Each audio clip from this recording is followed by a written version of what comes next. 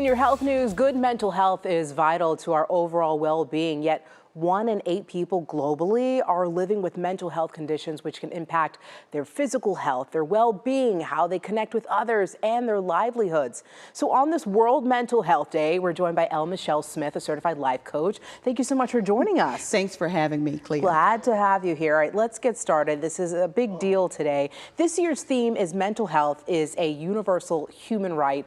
What does that mean to you, and how are you seeing this affecting, areas in particular? It's not only a right, it's a responsibility, especially for those that can do for ourselves. The first tip that I give is to always have a counselor, licensed counselor, or a therapist on hand. Coaching is great, but it moves you forward, and healing happens when you get a therapist involved. I always say, if we work out and take care of our bodies, we might as well take care of our minds too, as well, right? Absolutely, and it's not as cliche or, taboo as some people might think. One thing that we need to think about, though, is people are feeling very isolated these days. Since the pandemic, 67%, according to research, feel lonely. They feel isolated. And that's one thing that can lead you right to depression. It really can. For those dealing with maybe feeling overwhelmed, like you said, feeling isolated, dealing with some anxiety, or maybe just feeling overworked, you suggest using positive emotions. What is that? Explain that. Yes, it sounds like just get happy, but it's not that simple. I know it's not.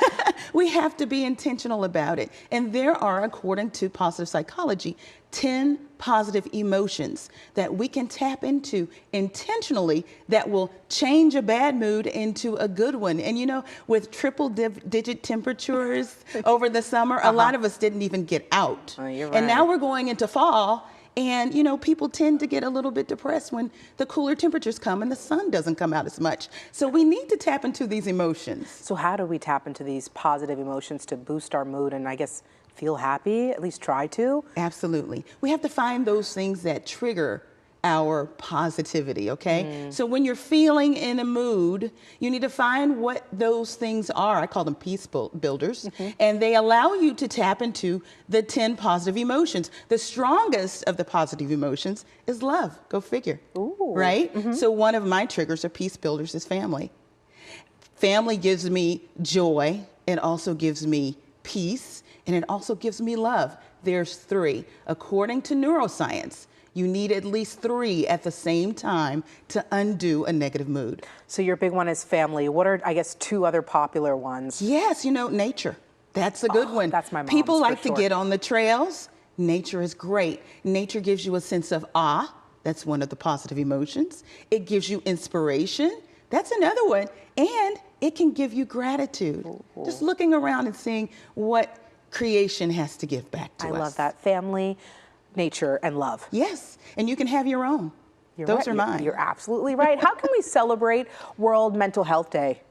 One of the best ways to do it is to take some time and do some self-care.